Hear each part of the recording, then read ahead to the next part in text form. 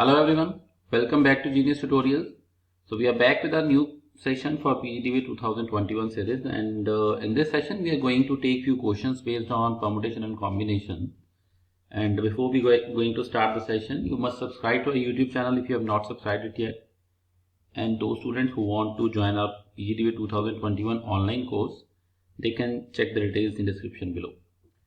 Okay, so let's start with the session, and this is the first question. The total number of 6-digit natural number that can be made with the digits 1, 2, 3 and 4 if all the digits are to appear in the same number at least once. Okay, it can be more than one, but it should be at least one. So I would suggest to pause this video and try this question.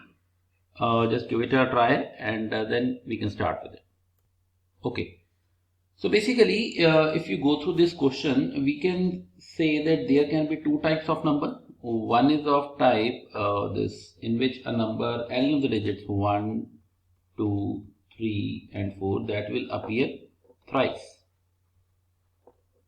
Okay, and the remaining digits only once.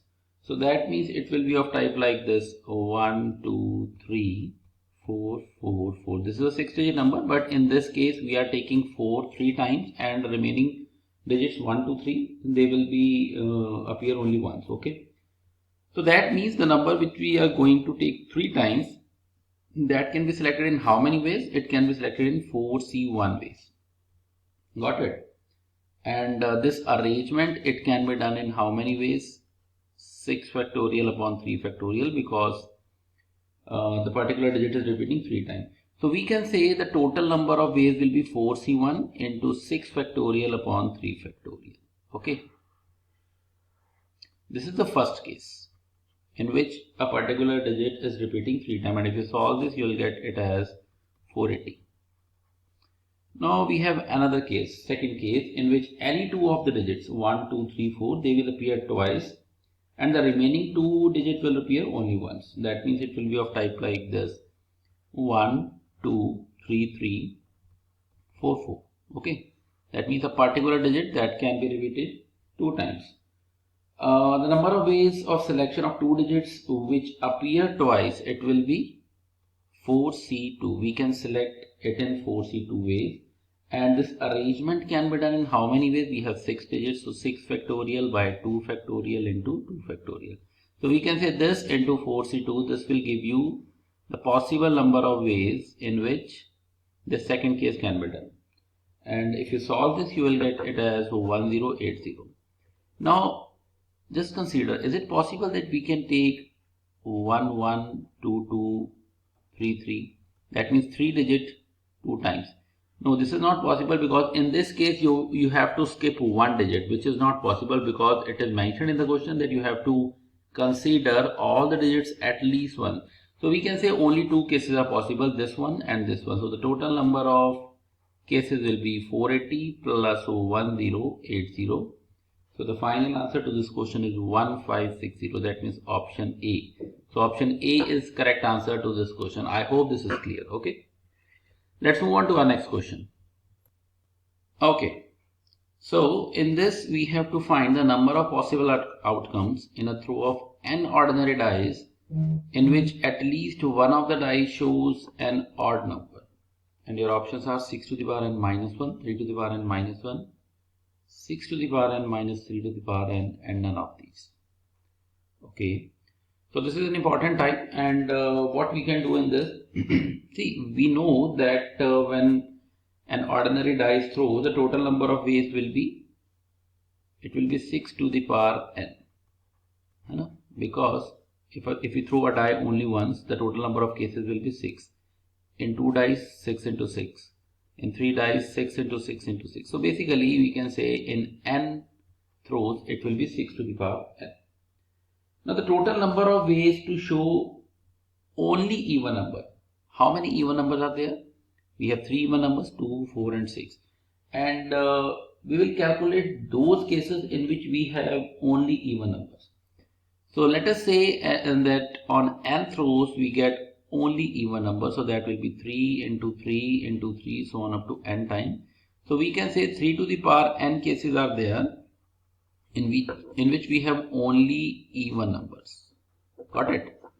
So if I select all these cases from 6 to the power n, we will get those cases in which at least once we will get an odd number. So that means if I select all those cases in which all even numbers are there, we will get those cases in which at least one odd number will be there. It can be one odd number, it can be two odd number, it can be all numbers odd, but at least one odd should be there. So we have to eliminate those cases in which all numbers are even from the total number of cases. So we can say that C is correct answer to this question. I hope this is clear to you. Okay, let's move on to our next question. Okay, again a very beautifully designed question. The total number of positive integral solution of this inequality x1 plus x2 plus x3, this should be greater than 15 and less than or equal to 20. So what will be the total number of positive integral solution? Let me give you one key point here, that there is a difference between positive and non-negative. Many students make mistake in this. Positive means that 0 is not included. Okay, when positive is mentioned, that means you cannot take 0 value. In non-negative, 0 is included. So here it is mentioned that the integral solutions should be positive. So what we can do, it is given that x1 plus x2 plus x3, it lies between 15 and 20. We can write it in this way, x1 plus x2 plus x3. Let us say that this is equal to 16 plus r. That means at least 16 will be there, because it need to be greater than 15 and integer only. So 16 plus r. And what value r can take here? It can be 0, because if I substitute r equal to 0, it will be 16. It can be 1, it can be 2, it can be 3 and 4. Yes, 4 also possible, because it is equal to 20 now. So we can say that r can take these 5 values, 0, 1, 2, 3, 4.